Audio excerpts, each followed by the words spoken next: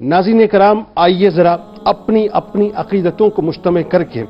اور یوں کہیے بلکہ کہ اپنی اپنی مودتوں کو مجتمع کر کے عشق کے سمندر میں غوطہ زن ہو کے سیدہ کائنات بی بی فاطمہ الزہرا سلام اللہ علیہا کے گلشن کے اس حسین ترین اور خوشبودار پھول کی بارگاہ میں چلتے ہیں،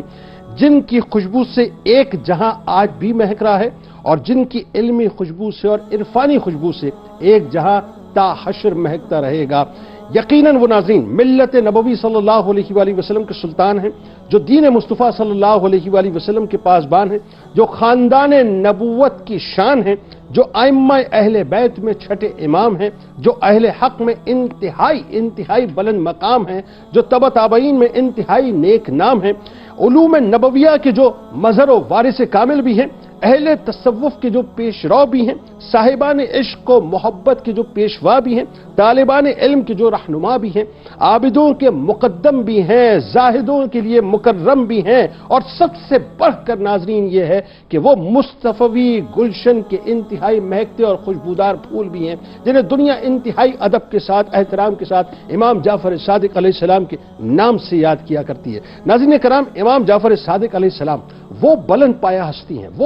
ہستی ہیں کہ جن کو بیک وقت مرتضوی اور صدیقی دونوں ہی فیضان میسر آئے، یعنی ایک طرف سے مولا کائنات مولا علی کرم اللہ وجہ الکریم کا فیضان منتقل ہوا، اور دوسری طرف سے جناب صدیق اکبر رضی اللہ تعالی عنہ کا فیضان منتقل ہوا۔ بلکہ اگر میں یہ کہوں تو جملہ غلط نہ ہوگا کہ ایک طرف سے مرتضوی فیضان کے توسط سے مصطفوی فیضان منتقل ہوا، اور دوسری طرف سے صدیقی فیضان کے توسط سے مصطفوی فیضان آپ کی ہستی میں منتقل ہوا۔ یعنی اللہ تبارک و تعالیٰ نے آپ کو بے انتہا کمالات سے نوازا تھا، اور کمال کی انتہا یہ ناظرین کہ امام ابو حنیفہ رحمۃ اللہ علیہ جو فقہ حنفی کے امام ہیں، وہ آپ کی بارگاہ میں زانو تلمس طے کرتے ہوئے نظر آتے ہیں، اور عالم یہ ہے کہ آپ کو مشہور زمانہ جملہ کہ جو یقیناً تا حشر جو ہے وہ حضرت امام جعفر صادق علیہ السلام کی فضائل و کمالات کے باب میں سنایا جاتا رہے گا، اور ہم سنتے رہیں گے کہ آپ فرماتے ہیں کہ اگر وہ 2 سال جو کہ مجھے امام جعفر صادق علیہ السلام کی بارگاہ میں میسر نہ آتے تو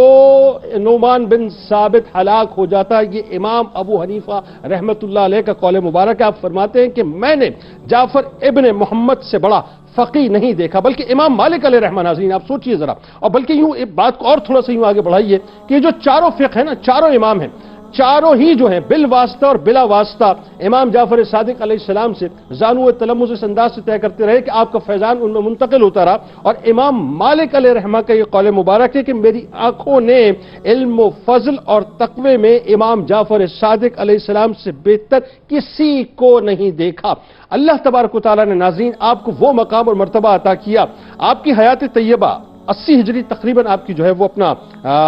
ولادت کا جو ہے سال بنتا ہے۔ اب 80 ہجری سے لے کر 114 ہجری تک یعنی 34 برس آپ نے امام محمد باقر علیہ السلام جو آپ کے بابا جان ہیں، باقر العلوم ہیں، اور ساتھ ساتھ امام العاشقین، امام الساجدین، یعنی یوں کہیے سید الساجدین آپ کے دادا جان امام زین العابدین علیہ السلام کی بارگاہ میں گزارے۔ ان دونوں ہستیوں سے علمی اور روحانی فیضان آپ کو 34 برس تک منتقل ہوتا رہا، اور 140 ہجری سے لے کے ناظرین آنورڈ آپ نے اپنے علمی فیضان کو، عرفانی فیضان کو دنیا کے اندر منتقل کیا۔ یعنی تاریخ بتلاتی ہے کہ مسجد نبوی کو باقاعدہ آپ نے ایک جامعہ میں منتقل کر دیا تھا، اسی انداز سے کوفے کی مسجد کو آپ نے ایک جامعہ میں منتقل کر دیا تھا، اور 4000 طلباء نے آپ سے فیضان حاصل کیا۔ 4000 طلباء نے ناظرین، یعنی آپ کیمسٹری کی بات کریں، آپ فزکس کی بات کریں، آپ میتھمیٹکس کی بات کریں، آپ سائنس کی بات کریں، آپ طب کی بات کریں، کسی بھی شعبے کی بات کریں، آپ اس شعبے کے پائنیئر تھے، اور گوہر نایاب ایسے گوہر نایاب آپ کی بارگاہ سے اٹھے کہ جن کی چمک دمک سے آج پوری دنیا فیض یاب ہو رہی ہے۔ اور عالم یہ ناظرین کہ کون سا ایسا یعنی علم ہے جو آپ کی بارگاہ سے ایک فیض کی صورت میں جاری نہیں ہوا۔ اللہ تبارک و تعالیٰ نے آپ کی ہستی کو وہ کمال عطا کیا تھا کہ ایک طرف تو آپ علم کی معراج پہ نظر آتے ہیں، عرفان کی معراج پہ نظر آتے ہیں، اور تصوف کی دنیا میں ناظرین اگر آپ حضرت داؤد طائی رحمۃ اللہ علیہ کی بات کریں، حضرت سفیان ثوری رحمۃ اللہ علیہ کی بات کریں، اور کئی ایک سلاسل خاص طور پر نقشبند سلسلہ جو ہے وہ آپ سے فیضیاب ہوتا ہوا نظر آتا ہے۔ اسی طرح سے اللہ تبارک و تعالیٰ نے آپ کی ہستی میں جو منکسر المزاجی عطا کی تھی ناظرین، آپ سوچئے کہ آپ اتنے منکسر المزاج تھے کہ آپ اپنے اندر اپنے حوالے سے جو ہے لرزے میں ہمیشہ مبتلا رہتے تھے کہ پتہ نہیں میری بخشش ہوگی کہ نہیں ہوگی. یہ وہ شخصیت ناظرین کہ جن کے توسط سے اللہ تبارک و تعالیٰ نے ہم گناہگاروں کی بخشش کرنی ہے. حضرت امام مالک علیہ رحمہ فرماتے ہیں کہ میں جب بھی آپ کی بارگاہ میں گیا تو میں نے آپ کو 3 حالتوں میں دیکھا. یا تو آپ نماز کی حالت میں ہوتے تھے, یا آپ قرآن پاک کی تلاوت کر رہے ہوتے تھے, یا آپ روزے کے عالم میں ہوتے تھے.